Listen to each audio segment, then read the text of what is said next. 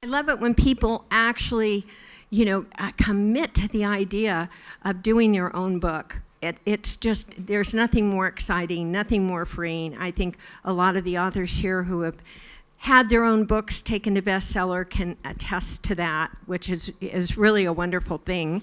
So I wanted to call up a couple of people that are working on their books to just talk about it a little bit. We talked about your book earlier, but Judy, are you here? Come up and just tell us a little bit about your book. Your book that has been made but is being remade, that's going to be a series of 5. Series of 5, right. Okay. Thank you. Thank you, Vicky.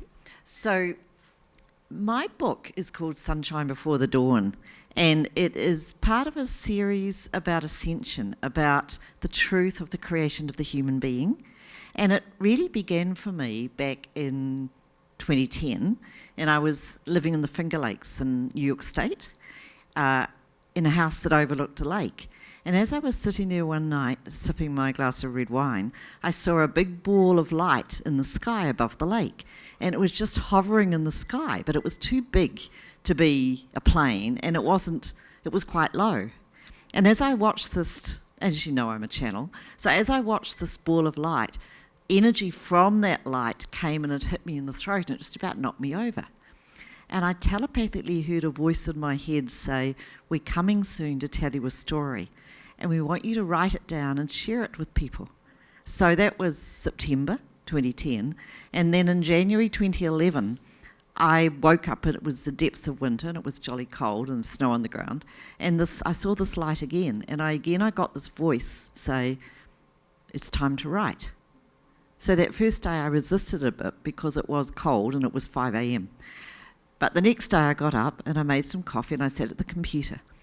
And the first words that I wrote were "the dreamers." And the story of Vol was the story of the Galactic Council of this Milky Way galaxy.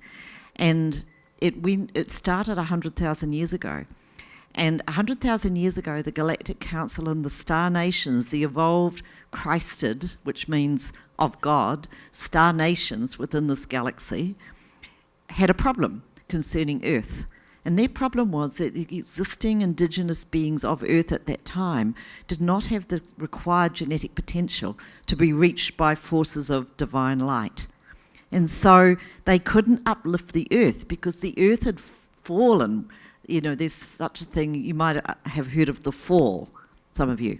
So the fall was when Tara, which was the previous name of Earth, contracted energetically in consciousness, but also vibrationally, and became third dimensional Earth.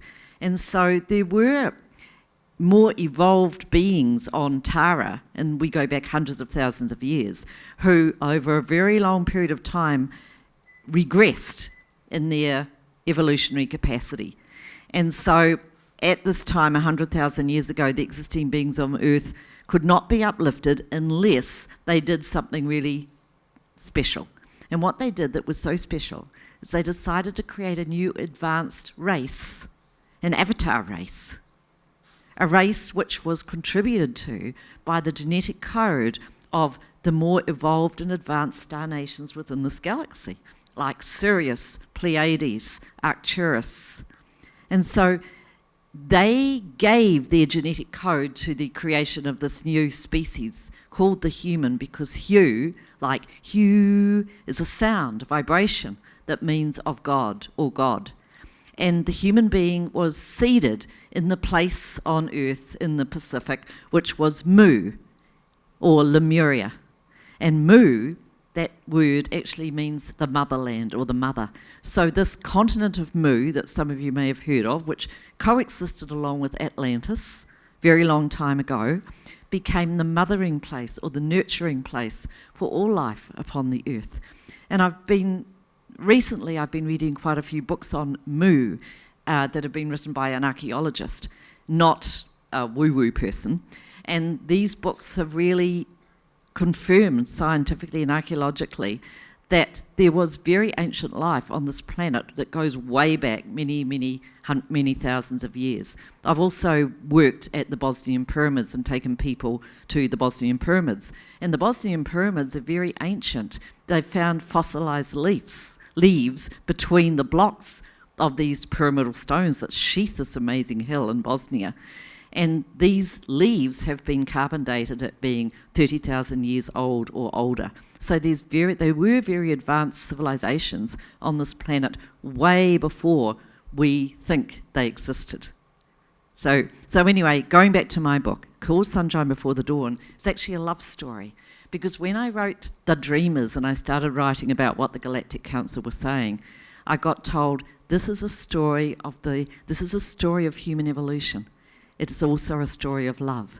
So it's a story of the love relationship between the woman who created or put forward to the Galactic Council of the Milky Way 100,000 years ago that they should create the human. And she was a woman called Isayenya from Sirius.